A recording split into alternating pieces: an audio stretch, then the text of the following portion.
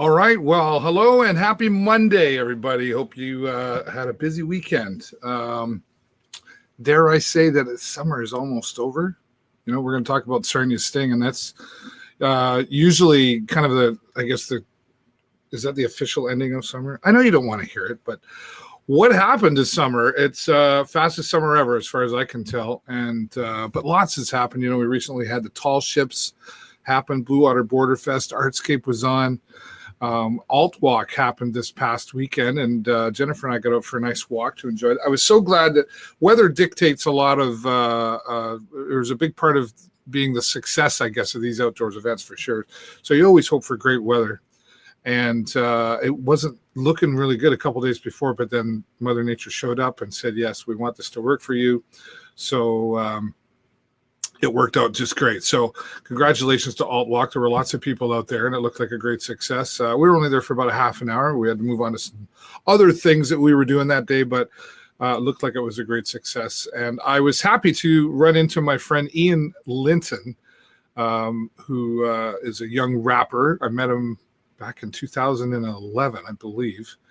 And he just doesn't stop. He keeps going, and he's had some success along the way, and now he's 19 years old, and he's going away to school again, and he's pursuing his dream, and that's what I really love about this young man, Ian Linton. So if you haven't heard of him, give him some support. Check him out on Facebook, Ian Linton. You'll find him. And he was down there. There's a video on my Facebook page as well of him rapping it out, and I hadn't seen him in person in a while. He always sends me all of his stuff, and I was really happy and pleased that I was able to spend some time face-to-face. The face-to-face is always the best, right? So congratulations, Ian. Keep pursuing your dream out there. Are you karaoke? I should ask my friend Dave Brown. Dave Brown's going to be joining us here in a few minutes. If he ever sings karaoke, he'll probably tell me no.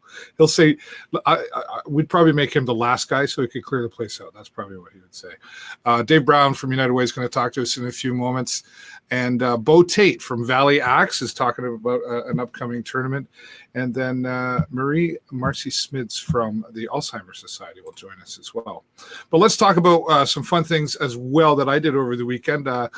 Jennifer, she had to get some painting done around the house, so I had to go run the karaoke. Not that I had to. I enjoy doing it, don't get me wrong. But she's been doing it a lot. But she got some painting done around the house. So I ran the karaoke at Rock and Roll this past Sunday, as we do every Sunday from 3 to 7. And look at all the folks that come out and have a good time every Sunday. Sunday Fun Day, right? That's what we like to call it. And singing and dancing, and there's some food and bevies flowing out there too. And I hadn't done it in a few weeks, so it was nice to be able to see some of the karaoke folks that I hadn't seen in a while. So you should come out sometimes, even if you're not a karaoke singer, whoever you are. And we need audience members too. So Sunday afternoon, I think it'd be quite surprising just how much fun you'd have, and you want to keep coming back for that. Speaking of karaoke, coming up this Friday night, and it's the fourth Friday of every month. Let me be clear about that, because there was some confusion before from a couple of people. It's not every fourth Friday. It's the fourth Friday of every month. It's not the last Friday, the fourth Friday. Did I say that right? Yeah. So this Friday, the fourth Friday of this month, and every month to come up all the way through into next year. Looking forward to doing karaoke at the Moose Lodge once again from 9 till 1. I'll be there. And if you come before that, the women of the Moose are having their cabbage rolls dinner. I'm hoping I can get there early, because I have yet to have it, but I hear a lot of bragging going on about the cooking of the women of the Moose, especially their cabbage rolls.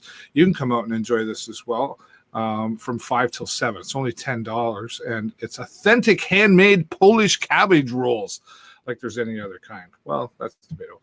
But cabbage rolls dinner, and then I'll be there again after that from 9 till 1 doing the karaoke. Some of my regular friends from over the years said they're going to be there. And if you've never been and you're looking for something different to do, come out and see us. We have a lot of fun. Just hang out, do some dancing. They'll have some food specials on for that as well if you don't make the early dinner, and drink specials. And we've always got prizes to give away too. Who likes free? Put your hand up. There you go. So come on out and join me there. Yeah, Dave Brown's going to be there. Hobby Fest. This is one I look forward to every year because you'd be surprised what is actually a hobby. There's a lot of different things that are going to be happening, and they had a good success with it in the past years. And last year they had it at Germain Park and the Strangway Center, and they're doing that again. The city's putting this on August 24th. That's this Saturday. Get on down there to the Strangway Center early in the morning. Hobby Fest will be on all throughout the day. I'm going to try to. I should get a hold of Rachel, I think, from the city, and we'll see if we can get her on here to talk about it. But Germain Park is one of those spots in our beautiful city that I think often gets forgotten because it's off from. You don't see it from the road, really, right? If you unless you knew it was there, you wouldn't know it was there. So if you take the time, they've done so much work. The landscaping, the flowers, the rocks, the stage, all the stuff they build. I have to say, too, by the way, our Parks and Rec folk that look after all of this stuff, they love what they do because you can walk by them and see the tedious time that they put into making sure all of our flower beds. I was down at City Hall the other day, and a young lady was there. And take the time to stop and say thank you. Just say thank you for doing that because it really enhances where we live, right? And they put a lot of hard work and effort and passion into that. So thanks. So Hobby Fest coming up. Go down to Germain Park and enjoy that this Saturday. And there'll be parts of that in the Strangway Center there as well. Well, I did mention the Sarnia Sting, and the preseason game will be on August the 31st, Sting versus the London Knights. It'll also be a black and white game, but we're going to save that for talking about in a little bit. So go online, get your tickets. Go to sarniasting.com. And then things get underway the following week. I will be there once again at all the home games, joined by some special guests, likely Jay Peckham and Jake Chersky, and maybe a few other ones this year. We'll see as well. So if you can't make the games, you can certainly stay updated on the Facebook page. We'll be doing the pregame show, intermission shows, and we may have some remote guests from out of town, like London and Ottawa, etc., talking about their games in between the games as well. But August 31st is the preseason game. And like I said, this is kind of how we go, like, yeah, summer's just about over. But then it's funny, you go to the arena and it's warm outside and you're going to a hockey game. I don't know. We'll figure all out. Looking pretty good if you've been following along. And the camp is happening next week as well. Lee Cunningham is going to join us here next week early for a special discussion on his thoughts of the Sarnia Sting and what we can probably expect this year. It's looking like things are pretty good. We got a big goalie in there too. So anyway, we'll talk about that coming up over the next few days. All right. Well, he's always here to talk about it because it's important to him. It's important to us. And we bring on the transparency of the United Way is a big part of all of this. And I just got to get over to him here. David, I'm sorry. Where'd you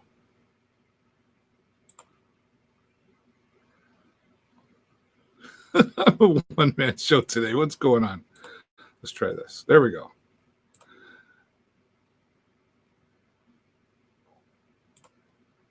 Dave, how you doing today, sir? I'm wonderful. Thanks, David. How are you? I'm doing fantastic. And I know you've been busy, and let's just dive right into what's we talked about the Sarnia Sting there for a moment. Let's talk about what's coming up there.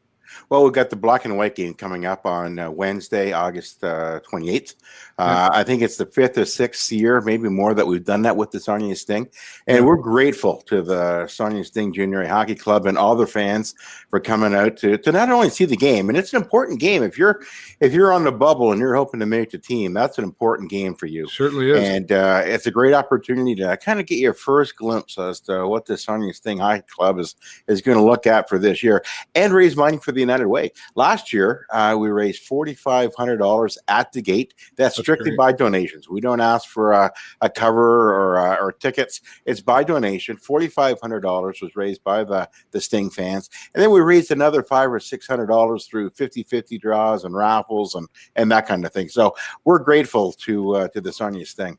Yeah, well, and their continued support, throughout the year for you as well. I know, and you're right. This black and white game is a big deal. If it's not just a big deal to the players; it certainly is there, but for the fans to come out and be able to start, like you say, get that glimpse of what the team may look like. I think we're in for an exciting year from what I've been observing so far. But anything can change, as you know. But let's talk. I think it's fantastic that you've been able to have that partnership with the Sarnia Sting. And I know partnerships are a big important factor to the United Way because there's no government funding that happens here. Correct. That's right. 100% of our donations are brought in through our donations. 100% of revenues are donations from individuals, employees, corporations, and interest revenues from our investments. Yeah, and let's talk about the investments again. And again, I know it's a regular conversation, but we do this because we know the importance of the United Way in our community. And the transparency, you mentioned that quite often. You talk about it, almost every interview I ever see you do, it comes up, the transparency and the accountability. Right. This is a big deal to the United Way Sarnia-Lambton, and you're you are the only United Way that's part of the Better Business Bureau. That's right. According to the Better Business Bureau, Southwestern Ontario, we are the only United Way to be members across Canada and quite possibly in North America. So we're really proud of that. It's something that we hold in high regard.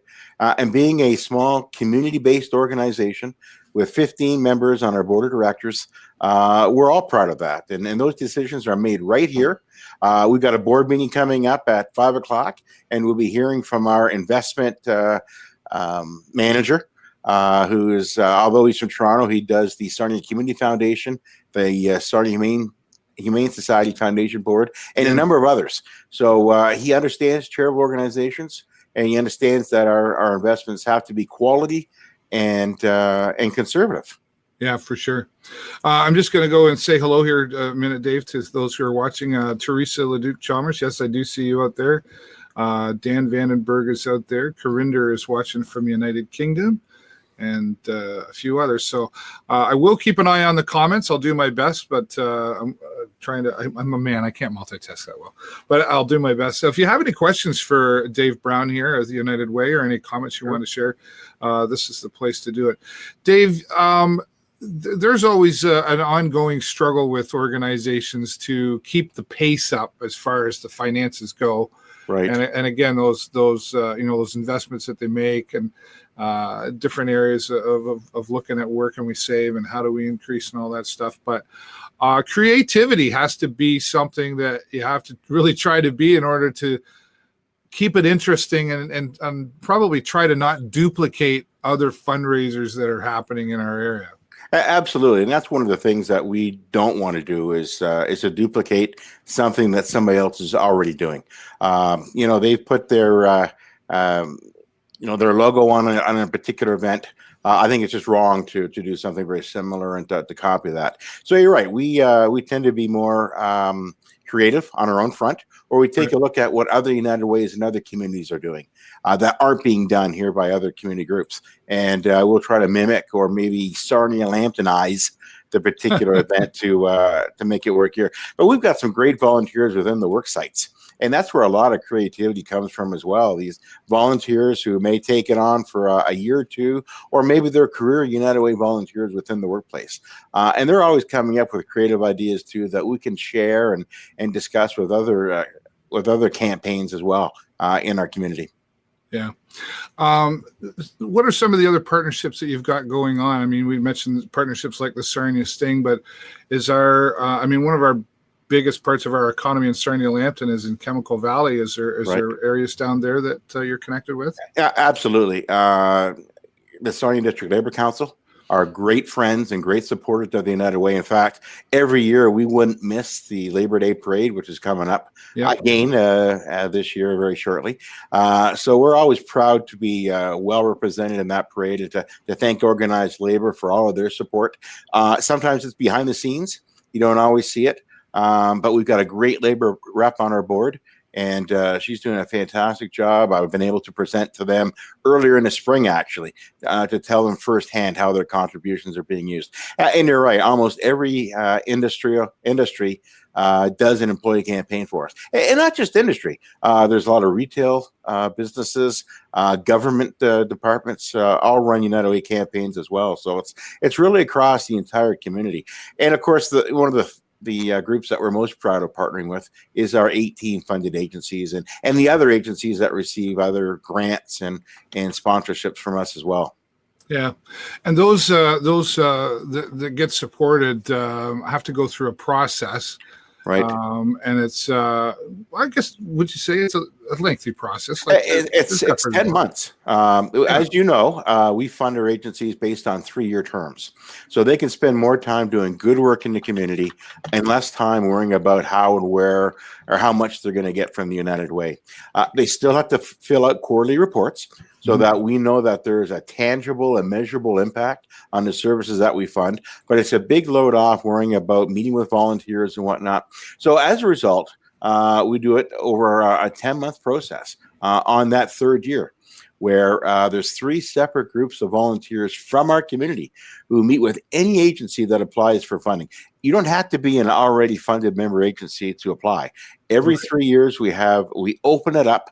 We talk about what some of our goals are within seniors programming, within family programming, and youth programming. And anybody could submit an RFP to go through the process. Now, what qualifies me to be able to apply in the first place? Like, obviously, not an individual. Correct. You have to be already status as nonprofit or charity, and how long? Like, what's the beginning of all of that? Yeah, we're the United Way, and most United Ways in Canada, not all, but most are incorporated as a foundation and not as a charity. And the biggest difference there is, as a corporation or as a foundation, we can only fund other qualified donees. So that would include any organization that has a registered charitable number in good standing with CRA, or it may include a municipality or a school board. Those are the only groups that we can legally fund.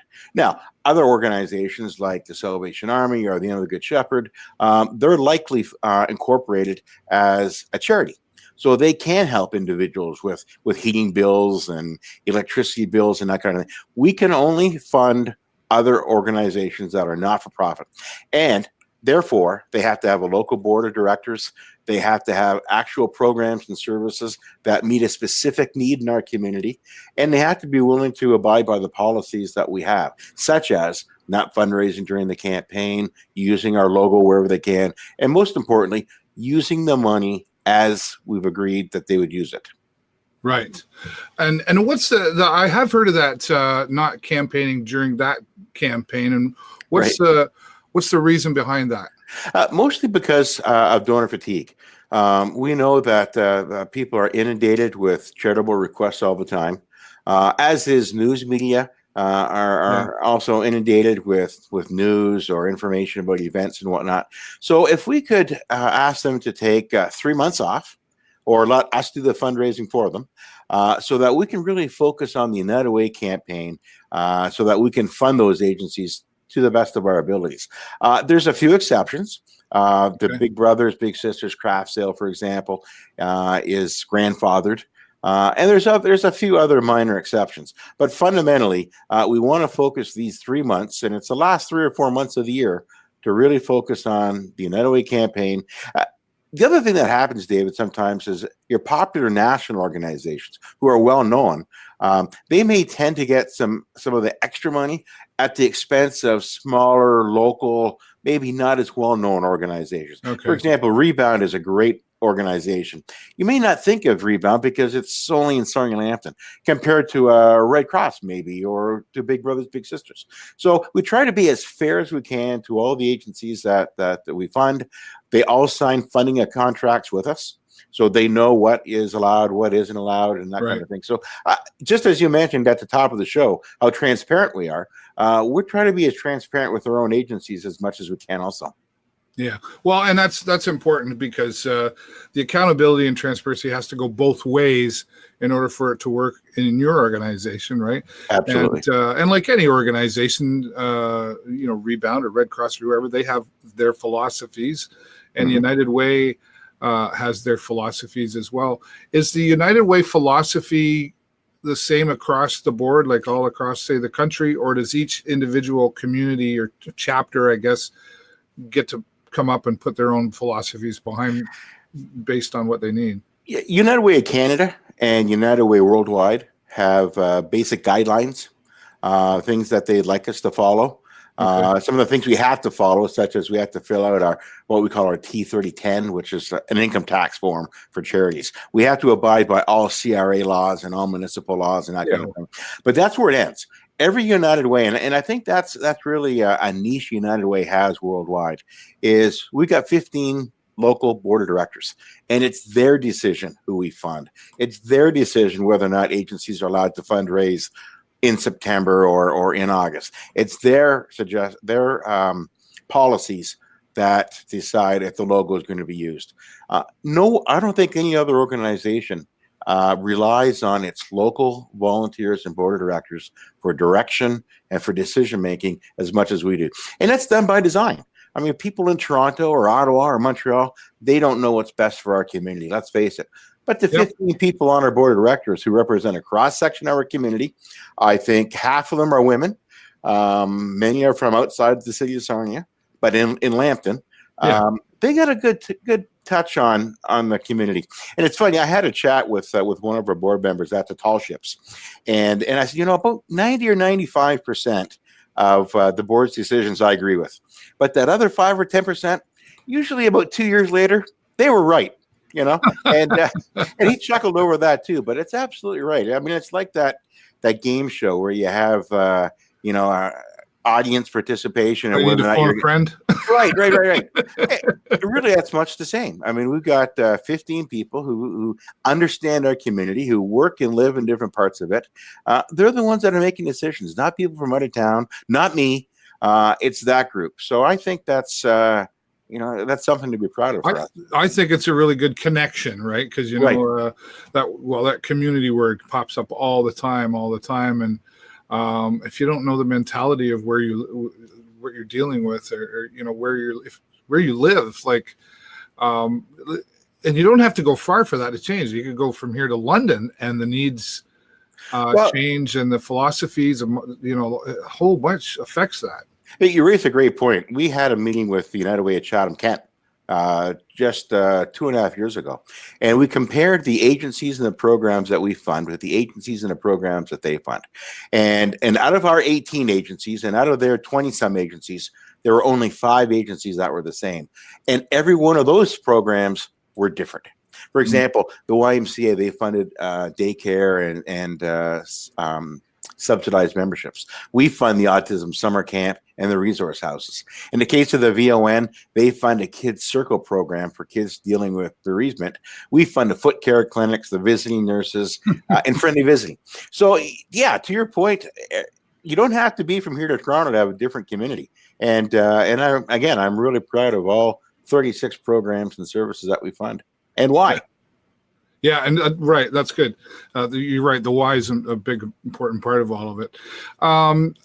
Let's talk a little bit more about volunteers, and then how can I give you my money? Yeah. All right. Well, certainly most of our volunteers are at their workplace. They're either running barbecues or selling 50-50 tickets, or most importantly, they're running an employee campaign where everybody gets an opportunity to give to the United Way or give to any other charitable of their choice using those same pledge cards. And as far as money, I'm glad you brought that up because we're making a little bit of news here today on the show. We just announced just an hour or two ago our 2019 campaign objective. And we're doing something a little bit differently this year, David. Instead of setting a campaign goal, we're setting a needs target. And what that means is we know that this is going to be a difficult campaign year. We know there's going to be a fall election, so those years are always a little more challenging. Yes. And after not reaching goal last year, we know it's going to be a challenge. So we thought we'd switch gears, and rather than set a campaign dollar goal based on what we raised last year, let's set a needs target. And that needs target represents the minimum money we need for those 18 agencies and 36 programs and services. If we could raise this as much as we did last year or more, great. Then we can continue to do sponsorships, to do venture grant funding for non-funded agencies, that kind of thing. But this year's needs target is $1.9 million. That's what we need to fund those 18 agencies at our current funding levels. Right. So it's kind of a different way of thinking about it all, I guess. Right. The perception of needs target. I like that approach, and we need this much, and when we hit that, anything over and above that will be a bonus, and we'll find a way to spend that money. Absolutely. The venture grant is terrific. In fact, we've got a venture grant application tonight coming to the board. But that's how we funded Harmony currently on a 1-year contract. Cadets out of Petrolia, opening doors. When they wanted to expand from Sarnia to Forest, all of that came through the venture grant program, which is a very important, very successful funding stream. But our focus is on those 18 agencies and what they need. So rather than not set a campaign goal, which was discussed and which other United Ways across Canada have done, we said, no, what is the bottom line minimum we need? And let's set the goal for that, or the objective for that. We've eliminated the word goal from our vocabulary this year, and everything is $1.9 million need. Perfect. Well, thanks for sharing that here on the show, and we'll continue to give you support here to help you reach those goals. And you're welcome. And I got to wrap up, but if people want to know a list or contact you, they can go to the website. But is there a list of agencies that you support on that website as well? Right on the website, if you scroll down right on the front page, it lists not only the agencies, but the programs and services those agencies provide and the dollar figure for what they're getting for each of the next 3 years. And that's www.theunitedway.on.ca right there at the bottom of the screen. Yeah, perfect. Well, Dave, thanks so much for joining here. I know you got some busy days ahead, and you've got some meetings to still get to today. Good luck with all of that. Thanks. And we'll see you at a hockey game, I'm sure. And, Absolutely. It's always a pleasure. It's always a pleasure to be here on the show. Yeah, thanks. Take care. Thanks, you too. Executive Director from the United Way of Sarnia-Lambton, our friend Dave Brown, and a unique way of looking at things again this year to go for what we need. Our needs target is $1.9 million for the United Way of Sarnia-Lambton. And as we showed the link there, you can visit them online to find out more about that. Keep in mind as well, we will be posting all the links for all of our guests, their information that is going to be shared here after the show as well. So if you don't have your pen handy to write it down, we'll get that information to you as well. Really excited for the campaign this year, the United Way. All right. Have you been out to this place called Valley Axe yet? Valley Axe, they throw things. And they got some special events coming up. They've done very well. And we're going to bring on Tait as one of the owners of Valley Axe here. Hello, Bo. Thanks for being here. Hey, how's it going? Doing fantastic. And I think this is the first time we've had you on the show live. Yeah, it's the first time I've done this one. Yeah, okay. We are excited for what's coming out here. And we'll talk about that, but let's go back a little bit on the history of Valley Axe, because I know there's many who've been out and had the experience, and everybody says, "Have you tried that thing?" And wow, it was a lot of fun. But I still think there's a few more that just haven't stepped up to the target, so to speak. So, how did Valley Axe get started here? Valley Axe got started I guess the beginnings were in 2015, my bachelor party. We went to a spot in Toronto, and it advertised axe throwing and just a party atmosphere. We gave it a shot. Everybody went crazy for it. That was in the fall, and right away, my brother and I, we both set up targets in our backyards, and we taught ourselves to throw at home, started throwing knives, all kinds of stuff, and did that right through the winter. And sometime in the winter, we decided, this would be something really cool to bring to Sarnia. And things started early 2016. Yeah, and it's been quite a ride ever since. I know it's been quite successful, and you've got a large number of people participating in leagues. And also, you yourself, you've got a few bragging rights on your belt, don't you? I've got a couple. Yeah. I in 2016 I won, or sorry, 2017. Yeah, I won the U.S. Amateur Tomahawk Championship. Nice. And then later on in 2017, I won the world title for Tomahawk. Yeah. And yeah, I've got a few other like smaller ones for knife and stuff like that. But those are my highlights. Yeah. That was all I could get. This is all I could get until the rest of the league caught up to me. Well, I was going to say, and then along the way, there's some other local talent that's got some bragging rights. We had Brett Dewhurst on here recently, and he's world champion, lives right here in Sarnia. Hello. That's right. I know. Multiple-time world champion now. Yeah. In both tomahawks and knife throwing. And he's even getting good at some other stuff as well that he's kind of working on. So look out for Brett.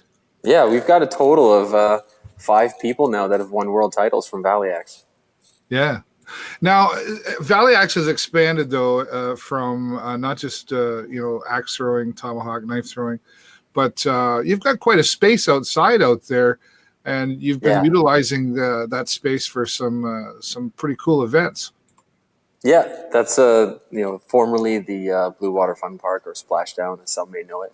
Yeah. That came down in 2017, and since then we've been rebuilding it to become like a nice community spot, someplace people can come out with their families and enjoy an outdoor venue. And we've added 10 lanes for axe and knife throwing. We've got a spot for throwing spears. We've got my brother's outside right now finishing up some horseshoe pits. We've got volleyball courts. What else do we have? We've got a ton of different yard games to play. I just picked up an atlatl. Have you ever heard of those? A what? An atlatl, ATL. No. It's one of the most primitive weapons in human history. It came along after the spear, and it's essentially, you ever seen when people are playing catch, or playing fetch with their dog, and they've got this long plastic arm that they put the ball at the end, and they launch it. So it's like that, except instead of a ball at the end, it's a 6-foot dart. Oh. And you launch them. They're a lot of fun. I was doing it last weekend, and we were throwing like 60, 70 meters. It was crazy. I'd be afraid. It was so much fun. It was like lawn darts on steroids. It's crazy. Oh wow! Okay, I'll have to try that. Well, I've tried the axe throwing, and yeah. Anyway, I'm just happy if it sticks to the target. I'm not even at the point of worrying about making the target, but I must say that the first time I tried it, which was a couple of years ago out in your space there, it feels awkward at first, right? But I guess it's kind of no different than the first time you play golf. It feels awkward and uncomfortable. But what about technique and stuff? Because I remember talking to Brett as well. There just seems to be there's no one way to do this thing. No, there's some underlying concepts that kind of stay true to all the different styles that people follow. Yeah. But yeah, you can come out and to a competition like the one this weekend, and you see a lot of different twists on how people get things done. Like, things that we never recommend people do when we're teaching them to throw. Other people from different cities have gone down those paths and mastered them, like throwing with almost a sidearm throw with it, barely hanging on with just the index finger and the thumb. And they just wheel an axe back from like 30 feet right into the bullseye. It's pretty nuts. And the other one I heard was not rotating. What do you call that? Oh, no spin. No spin, yeah. Yeah, How do you throw a knife and it not spin? Man, it's really hard. It's definitely tougher than traditional, like we call it rotational throwing, where the axe or the knife goes end over end on its way to the target. No spin. Yeah, you have to figure out a particular grip, and then there's a couple different styles in order to get the job done. So you kind of figure out what's going to work for your body, and essentially you're using your index finger on the spine of the knife And as you let it go, you're dragging your finger down the back of it. And as it tries to turn over, you're pushing back on it to keep the tail down. And, you start out maybe 6 or 8 feet from the target and you can't figure out how it's done.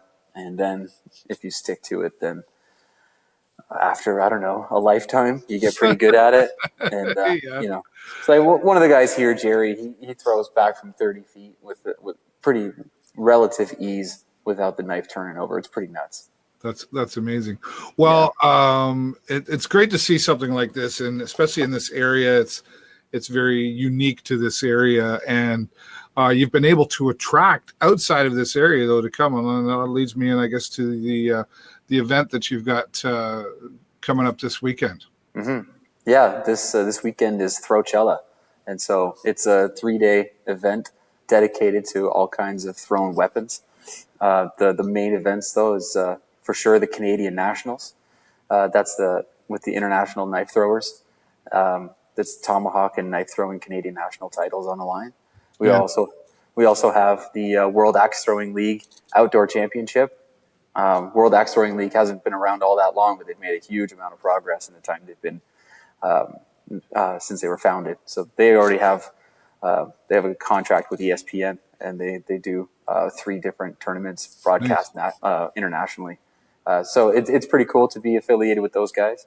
And then on top of that, we've set up targets for spear throwing and speed knife throwing, which is pretty cool. You try to put as many knives in the target as you can in 20 seconds. The Atlatl is going to be coming out. I think that's going to be a big hit. And it's just really satisfying. We have Maggie Mullen. She's coming out this weekend.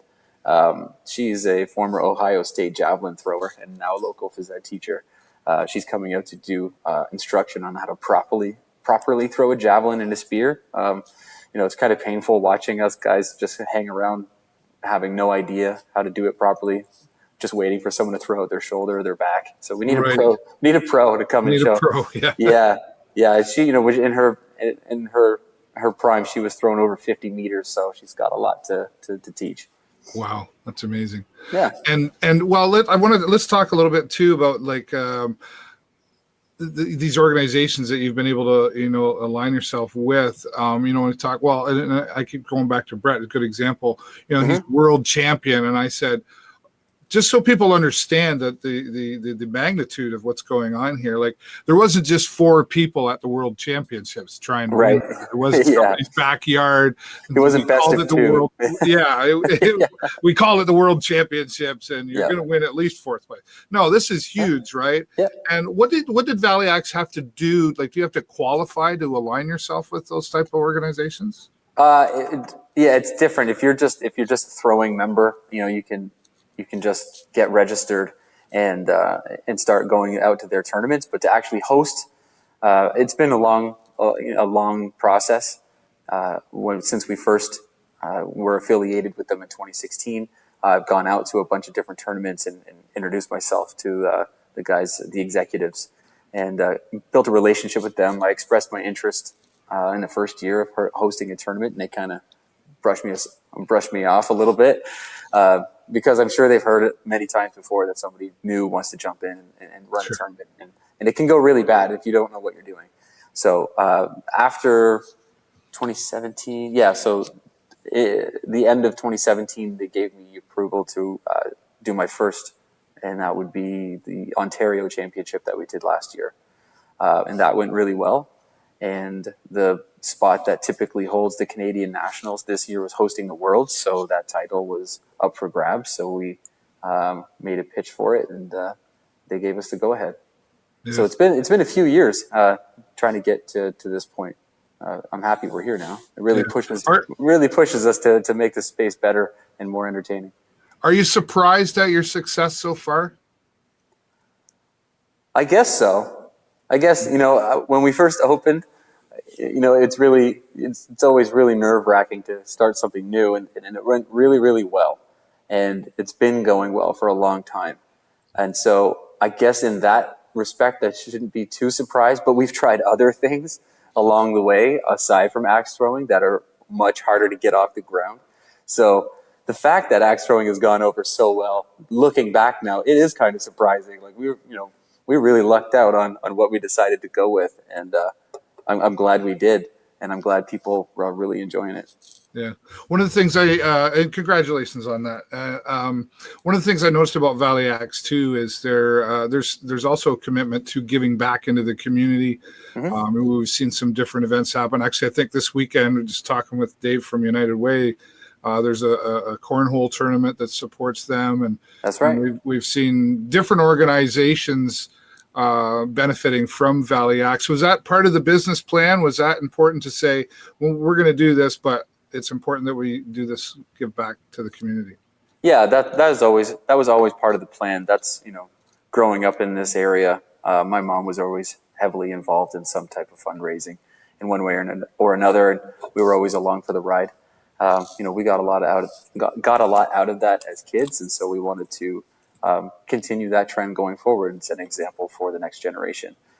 We really like, dealing with, this is our first venture with United Way, but we've held multiple different charity tournaments, whether they're axe throwing or dodgeball, volleyball. We have another volleyball one coming up next weekend, the 31st, for Talk for Tamara.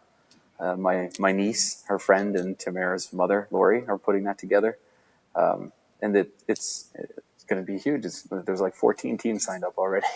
That's awesome. And then I know you've got a volleyball league coming up too. We just finished. Or just finished, right? Yeah, we just wrapped our finals last week, Tuesday, Wednesday, and Thursday night. That's the volleyball has been.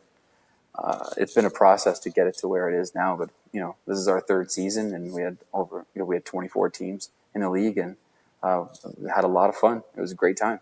Fantastic. Well, tell us more before we wrap up. What's happening this weekend? I know it starts on Friday.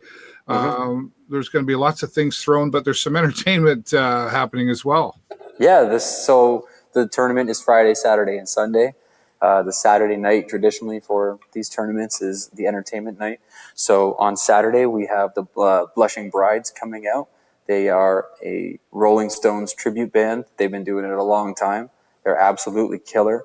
The lead singer, Mo, is he's like a Mick Jagger double. Yeah. Like, he's just not just the look, but the energy. He's all over the place. He's got the dances down. He interacts a lot with the crowd. They just take it to another level. They're fantastic. Yeah, I haven't seen them before, but after we met last week, a friend of mine down St. Catharines Way said he's seen them before, and he said, just go. Yeah, if you're a Stones fan, especially, just go. That's all I can tell you. He says, like, wow, and Mick Jagger is up on that stage doing his thing, and that's. How do you come and buy this entertainment? Have you obviously have to seek this out, and you try to, again, try not to duplicate what maybe has already been around. Yeah, we since last year, we held our first tournament, and we had a couple of bands come in, and since then we just start looking at, how we can better and better meet the needs of what Sarnia wants to do. Since last year, we've been looking at different options that fit, within our budget. And, the Blushing Brides popped up, and we got a chance to check them out and talk with their booking agent. And I thought it was going to be a really good fit based on the local wants and needs, as well as the people that come to axe and knife throwing tournaments. I'm not going to get like a rapper or something to come out. It just doesn't make any sense. Why? Yeah. Snoop Dogg's not available? Yeah. I mean, I might want to see that. That'd be right. I can't just probably put on not shows. A Valley Axe. Yeah, I can't just put on shows for me and my 5 friends. Yeah, right.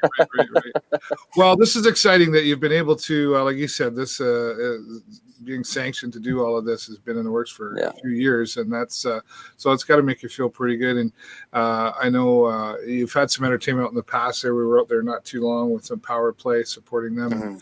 Great entertainment there. So this is the public can come and they can watch the axe throwing as well. Oh yeah, they can come out and watch axe throwing. They can, we'll have our yard games out, so you can play some games. You can check out the cornhole tournament, and at night the public is welcome to come and see Blushing Brides on the Saturday. Yeah. And that's $15. Not too bad. $15. That's it. That's it, man. I know they charge double that because they're typically a Toronto area or up north, yeah, like the Sudbury area. Okay. But yeah, we want to keep it affordable. Right. Yeah, And nice cheap night out. when people come out to watch the axe throwing and that, though, is there a fee to get in, or is it just come out? No, just come on right in. And there's a bar there, like beverages available and Yeah, stuff like that. we got fully stocked bar. We always make sure that the drinks are cold and lots of variety. We got some drink specials going on in the day as well. Yeah. Lost Craft and Junction 56 from Stratford have hooked up with us for some sponsorship, and we can do some nice cheap $4 drinks. Okay, fantastic. Yeah. And I know I'm going to be there on the Saturday, right? And we're going to do some broadcasting and show it off a little bit. But nothing beats video like being there. So that's right. We'll make sure we get some people out there. Bo, thanks so much. Is there anything else you wanted to throw out there just before I let you get back to your day? You know what? I want to put it out to the community that we really appreciate all the support that we've had for the last 3 years. There's not a chance that we would have a tournament like this, hosting this without the support of Sarnia-Lambton. So thanks to everybody for coming out and repeating. The amount of people that have come out multiple times is staggering. Fantastic. Well, and maybe if there's time, you can get an axe in my hand, and I'll see if I can make it stick to the wall. Oh, we'll make it happen. Bo Tait from Valley Axe, thanks so much once again. All right, thanks a lot. Great things happening out there at Valley Axe. If you haven't been out there, I've been out there a few times. I've been allowed to throw. I think it was axe that we did, and I have thrown knives a few times, and some great champions coming out of Sarnia, and Throwchella on this weekend, and of course the Blushing Brides Rolling Stones tribute. Wow, apparently from a very reliable source, and you're getting out and supporting them out there as well. And it's free to go to just watch the knife throwing and axe throwing, and then only $15 to see the Blushing Brides, and you can get those tickets downtown at Cheeky Monkey Sarnia, and you can visit them online at cheekymonkeysarnia.ca. Thanks again to Bo for joining us here. All right, well, moving on to are you a Jimmy Buffett fan? You don't have to be a Jimmy Buffett fan. Do you just like warm weather and drinks with umbrellas in them? Do you need a reason to have a license to chill? Our friend Marie from the Alzheimer's Society is joining us here. Hello, Marie. Oh, wait, I got to turn your, hang on a sec. Sorry, I had you muted. Hello, Marie. Oh, I can't hear you. I can't hear you. Let me try that again. Maybe it's because I had you muted. We'll see.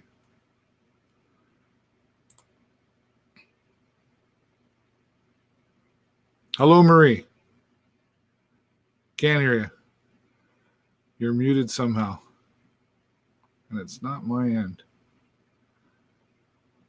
There's that technology thing again.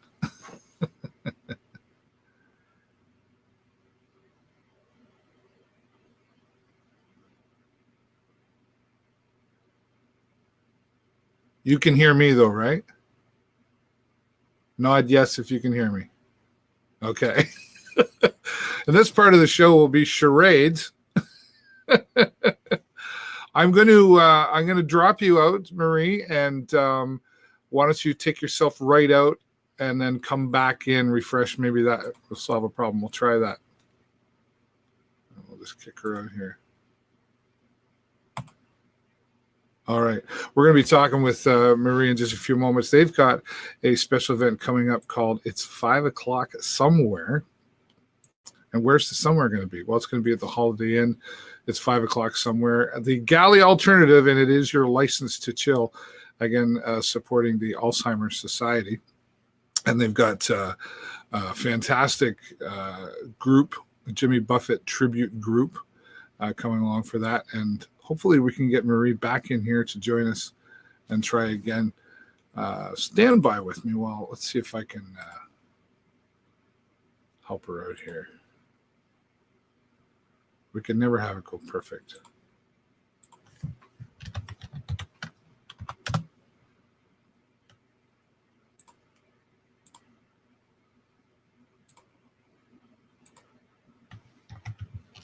It's like a test. Can you do it?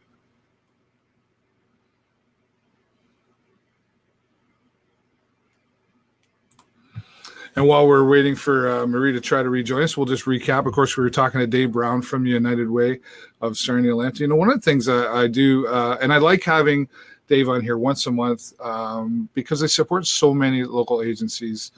And one of the things I like about the United Way is the transparency that they talk about and the accountability, and that it's all money raised stays local, doesn't go away, and they're not funded by the government. So their needs target, as he mentioned, this year will be $1.9 million. And of course, we were just talking with Tait from Valley Axe and their Throwchella coming up this weekend, starting on Friday. I'll be there live on Saturday as well. And you should come out and enjoy it and just see what's going on. If you've never been to Valley Axe, just come on out, and there'll be some beverages and food there as well.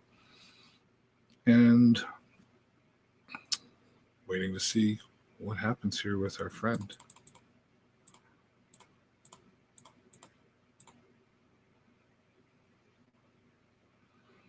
We might have her here. Let's try this one more time. Hello, Marie. Can't hear you. Your microphone is muted somehow.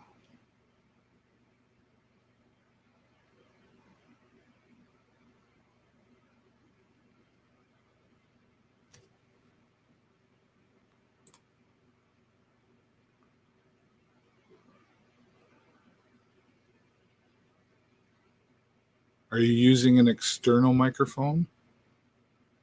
So a microphone built into your computer? Okay. Do you have a smartphone? You have an iPhone, right? So you could download the app and try that.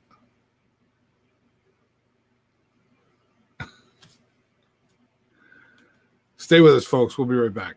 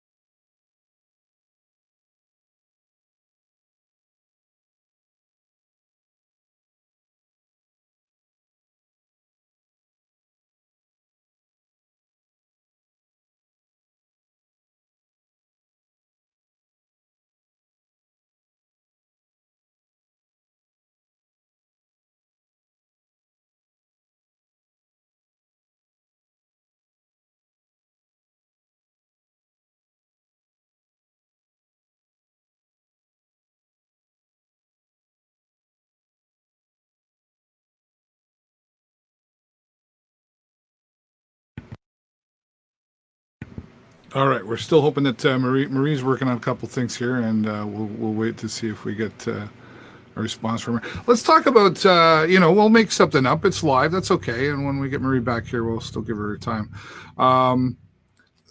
Something that just happened over the weekend as well, and I hadn't mentioned it earlier because I ran out of time, but the float down that just happened here yesterday. Thousands of people get in the St. Clair River. And there's a big debate on this about whether it should be allowed or not.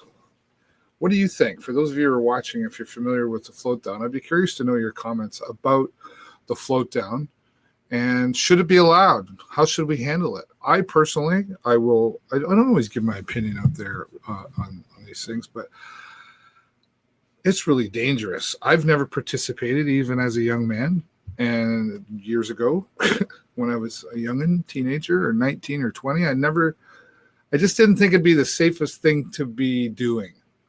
And it's grown over the years. So, and there have been issues, severe issues, tragic issues, and it shuts down our channel. I'm curious, again, if you're watching right now, and if you're watching the replay even, I'd be curious to see your comments on should this be allowed, and if it shouldn't be allowed, how do we handle it?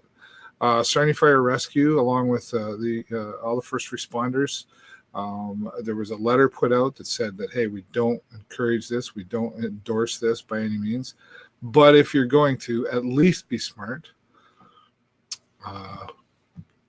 The drinking aspect in the water, all that stuff. I don't know. Did you participate? If you participated, tell me why you think it's okay. If you didn't participate, tell me why you don't think it's okay. Curious to see your responses from that. We're going to check back in now with Marie here and see. She's not ready yet. Okay. Poor Marie. How do you solve a problem like Marie? That's what we can say. Yeah, I don't know. It's been quite a debate. I see a lot of stuff on Facebook about it. It does cost a lot of money. We've got to have officers on overtime. We've got to have all the first responders, the Coast Guard. They got helicopters flying around, all just in case. Some local businesses suffer from it. And then we also have, what am I trying to say? The big ships that go through, they got to stop and wait. It's the only time it gets shut down. We'll see. Marie, I'm going to come back to you once again and just see if maybe anything's different here. We'll try again. Are you there? She says, nope, can't hear.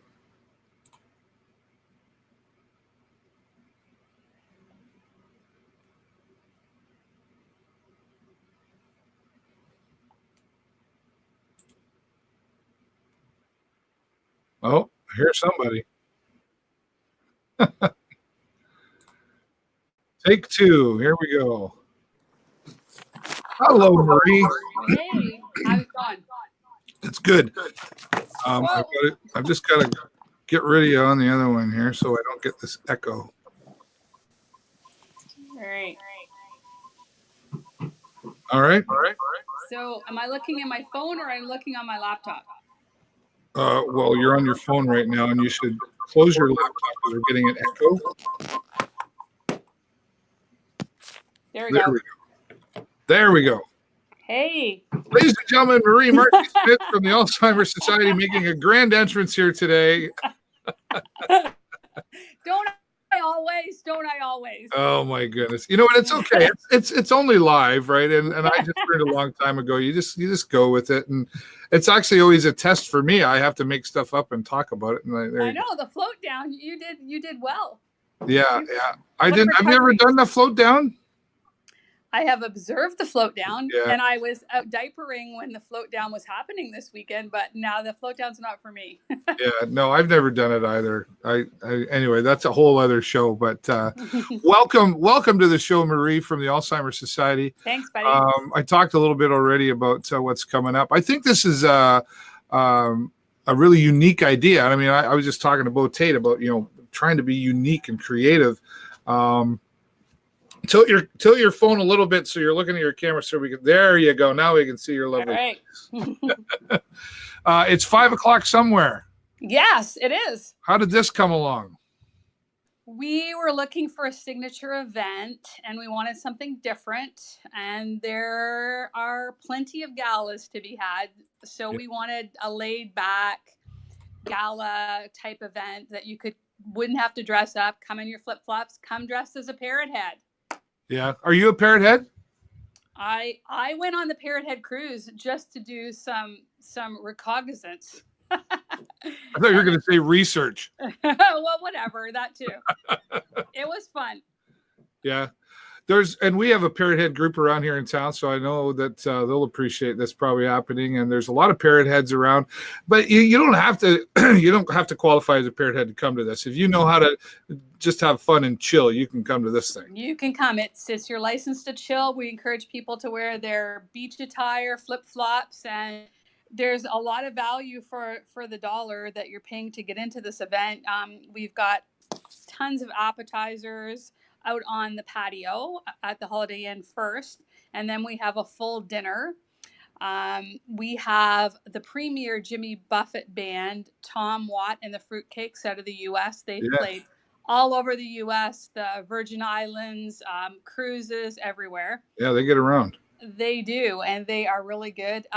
Each person in attendance will receive a handy dandy beach bag, Oh, nice. which is donated by Planet Stitch. They will also receive a full size towel, beach towel. Oh, wow. Where it's going to have some sunblock in the beach bag. They're going to have all that. There's also a draw. Okay. So instead of doing a silent auction, we're having 2 tickets at each place setting, and it's for a draw for a trip for 2 to Key West, spending money, and $1,000 set of luggage donated by CAA.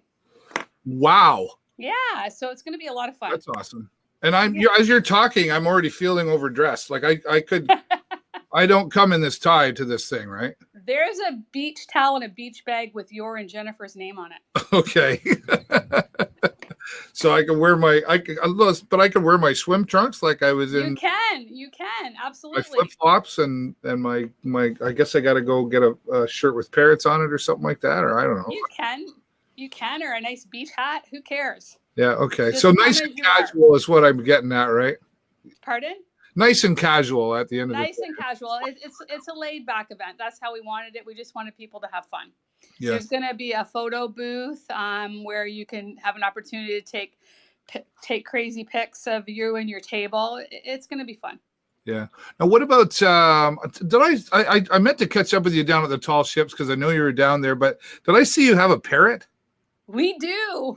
We have a ginormous. I think it's got to be over 10 feet tall. Wow. And it's a parrot, and it was designed by Matt Abbott at St. Pat's.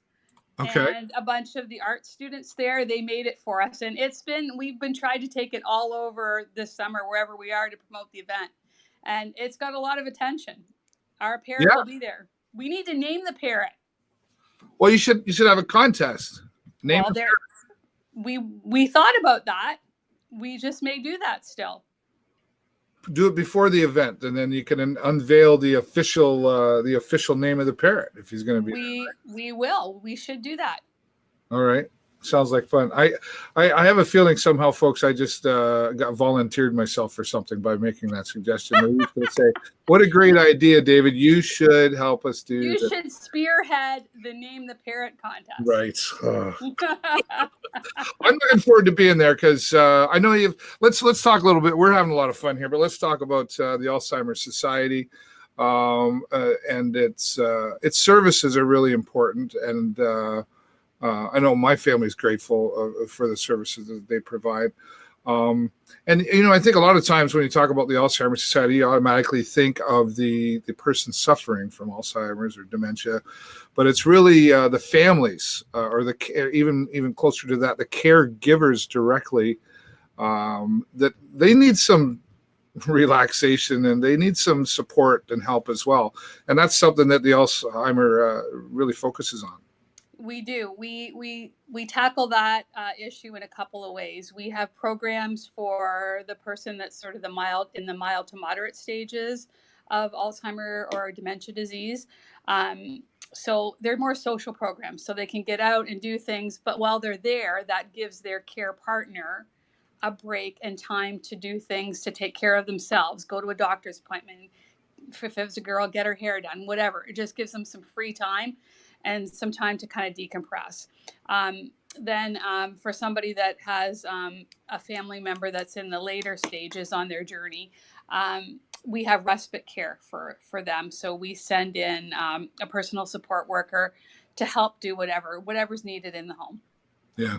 And I know there's some relationships with a lot of community partners. I mean, that's always a big part of supporting organizations, but beyond the financial side, there's some local doctors and that's are part of the organization support. Is that right too?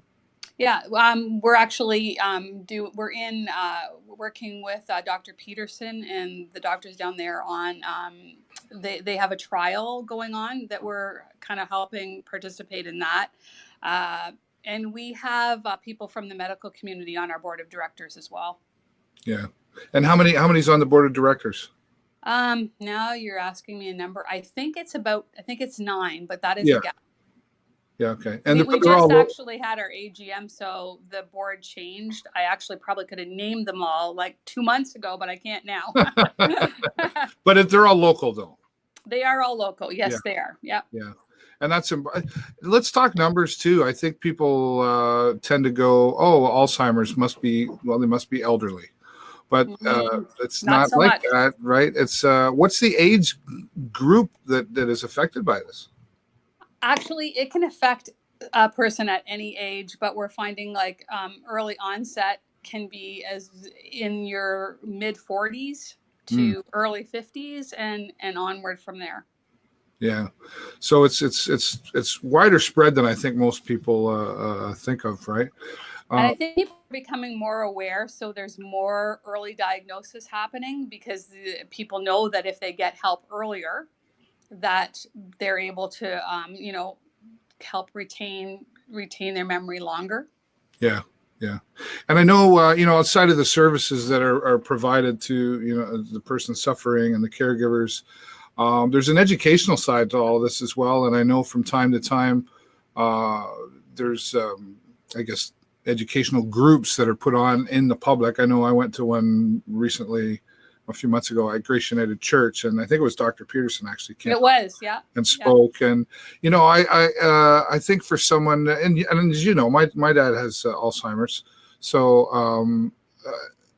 To be able to have that direct approach and be able to ask questions, or even just to really hear the expert talk about it. Because there's a lot of myths and there's a lot of misinformation. So when you can have an expert in the field do a talk and present facts, that's always helpful to the family.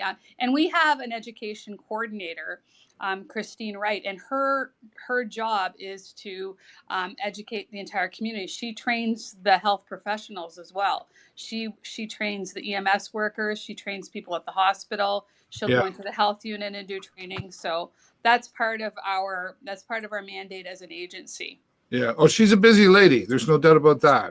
She is. But an important factor to like you say, trying to overcome those myths, I guess, is a word we could use in the Alzheimer's Society. You were down at the Tall Ships there, and that was a good opportunity to get some exposure down there. Did you enjoy?